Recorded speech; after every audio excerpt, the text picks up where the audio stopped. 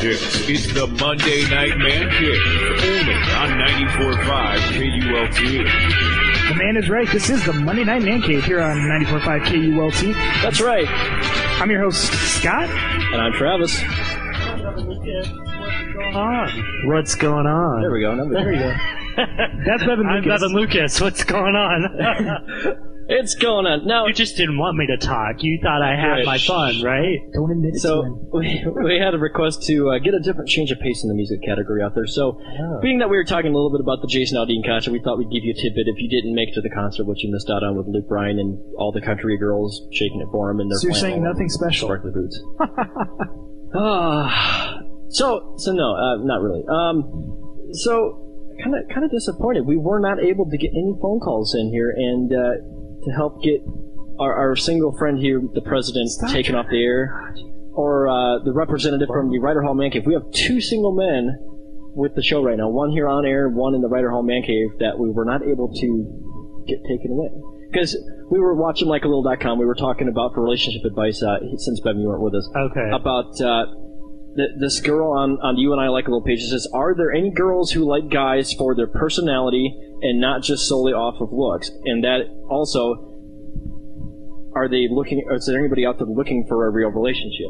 Well, you guys can reply to those. I did. Well, I've replied to several of these. I told them to tune into the Monday Night Man Cave and tell them we'll chat about it. You are full of shameless plugs. You really are. It's hey, we have to get our show known somehow.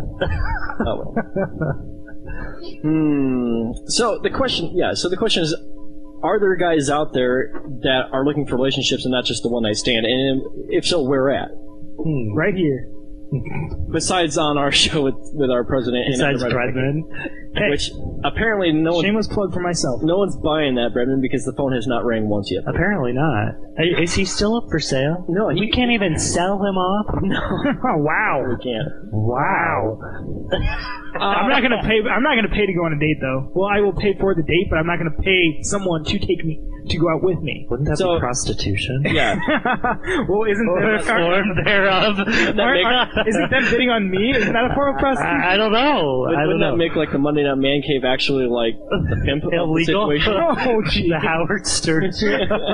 Oh, jeez. Okay, so am I gonna get in trouble for saying? Maybe. Well, I hope not. I feel like worse things have happened. True. So worse things have happened on this show.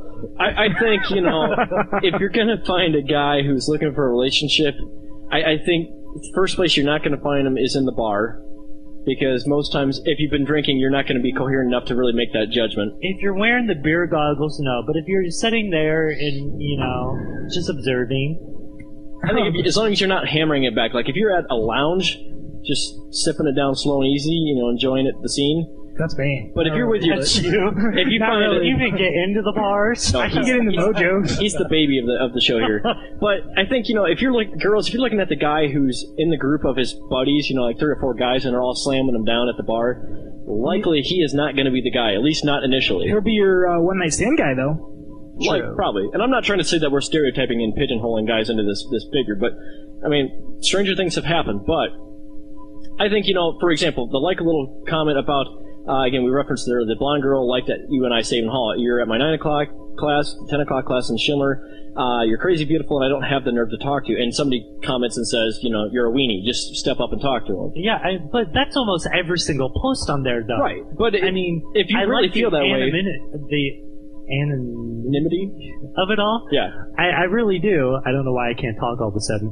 But I mean, if you read every single one of those posts, it's the same thing. Oh, I think you're the sweetest thing that's ever walked the face of the planet, but I can't talk to you. Here's a good one. Well, okay, so suck it up and talk to her. Our friend at ISU is wanting to know.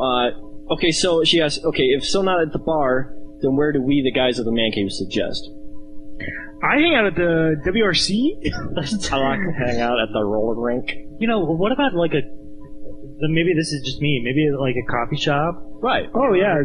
How about Joe here? If you're looking for a sensitive guy in a sensitive relationship, as stupid as this is going to sound, probably somewhere in a field that you're comfortable with, like a classroom, the library, the coffee shop, the dining hall. The union. The union. Hey, that's where we are.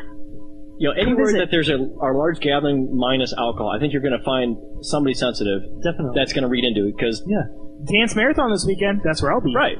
People with common interests. Wait a minute, you're not working?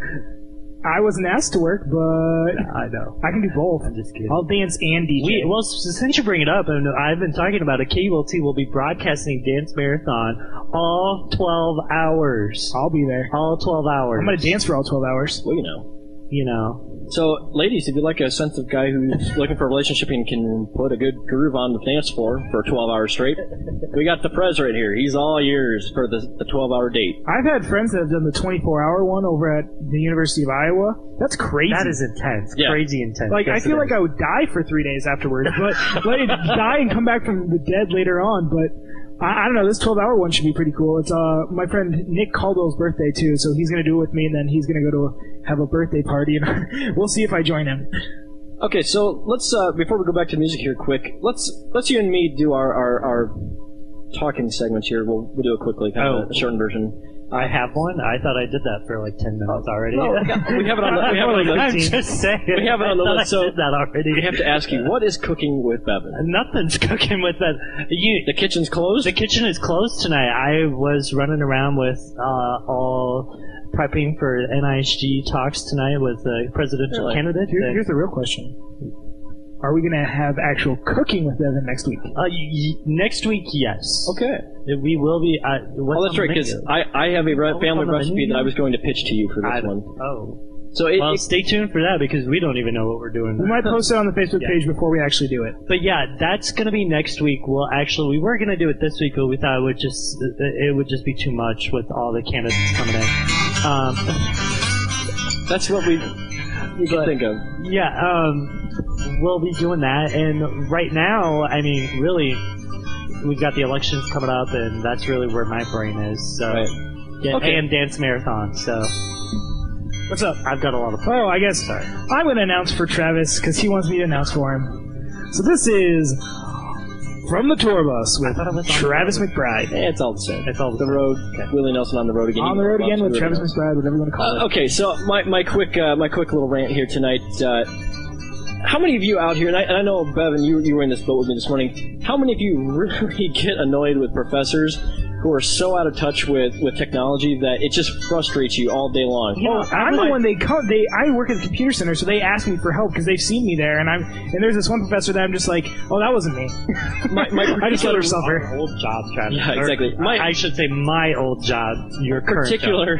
My particular favorite reason for suggesting this and ranting this was, prime example this morning, you and I both had, Bevan, our first 2 classes canceled, and unlike younger teachers, the message was not sent out in email, so of course we had to get out of bed like usual and walk to campus like a normal day and find out when we got to the doorstep of the classroom that, these 2 classes have been canceled and a note attached and taped to the door. Well, see... Thank you for wasting my time that I could have slept in or done homework. I know that really bothered you, but it didn't really bug me because I didn't want to be in class to begin with. So you're just like, I didn't either, but when I got there, I was so lazy this morning, I just took the elevator all the way up to the 3rd floor, and I was like, oh, great, class is canceled, I have work to do. I just figure... I don't mind whether I'm in class or not at this point. I mean, because I just could have used to sleep. I had a long weekend, worked hard, and did a lot of stuff. But he sat on his butt watching movies with me. You totally sat on your butt watching movies. I worked from 6:30 Saturday night all the way through Monday. So are you getting called out right now? Maybe a little. Not really. I think you are. But I think we should talk about what movies. But at the end of the day, back to my rant. At the end of the day, if a professor, some professors can use their email because they all have email, whether they like it or not. Yes. How hard is it to send a 2-second email with like one sentence that says, I'm not going to be available today, class is canceled? How hard is that? Save me the energy of a 15-minute walk across campus to tell me I'm not going to be there. Maybe it was a situation where the professor just, wasn't around computer to do that. I understand. Here's another option. But maybe, to see your point, maybe the secretary who had to go and tape that note up could have said, classes is canceled today. Okay, so only certain people can. So first of all, the professor has to have the listserv set up to email the entire class, which I'm sure a lot of these do. However, the secretaries don't know how to access that listserv, so they can't send the email out. However, the professor, if they don't know how to use the listserv or something like that, and realize how many professors call into the computer center at least once a week asking for a password reset because they forgot it. Bowl corn. So that's all I have to say. That could be it too. That they're just, or they have it saved in their work computer, so they only check it at work. There's some professors that just are freaking lazy about that kind of stuff, and I'll admit it, it grinds my gears. Okay, so that's pretty much in my rant.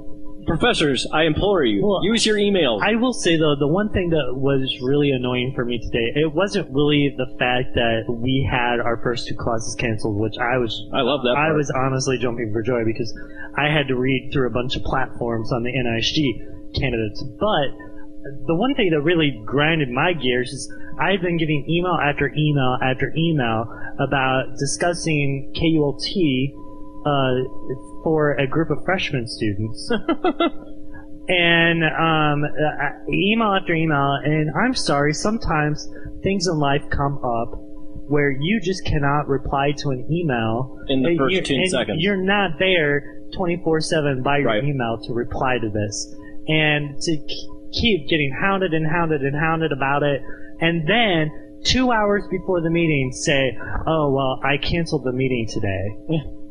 I'm sorry. I think you had no problem whatsoever emailing nonstop about whether or not we could meet at this meeting. I would have to say the other one I thought you were going to grind about that I would agree with is, especially in our department, being that we have the same major, that it's one thing to get an email sent to the entire student body for your department, but then they forward it to the other professors in said department, and then you get the same forwarded message 5 times from 5 different professors going, you need to sign up for this scholarship. Oh, and then 10 hours later, oh, you need to sign up for this scholarship. And 30 minutes later, you need to sign up for this scholarship. I get the point. Right, yeah. Have the secretary send it out once. I get the message. Great, I deleted it. I didn't even read it. I don't care. Right. Don't send it to me another 4 times. I totally feel it. But the same could be said that they really want us to know about those emails, so they're going to hound us about it. You do good work until you should sign up. So why can't they do that for other stuff? Stop it. Stop it right now. Okay. Let's get to some music before I get in trouble. Oh, I think it's too late for that. I do too. So that's from On the Road with Me. That's my rant tonight. So teachers, use your emails, please, and use them effectively. When we get back, we're going to talk about some manly movies. Travis and I watched a few this weekend. Absolutely. And, Travis might be here. We don't know. Yeah. I might be fired by then. Comment. Good night. I'm out of here. We'll see what happens. But eat my gushers now. Man, I'm jealous. I wish I still had mine. All right, let's get to some Fireflies by Owl City here on 94.5 KULT.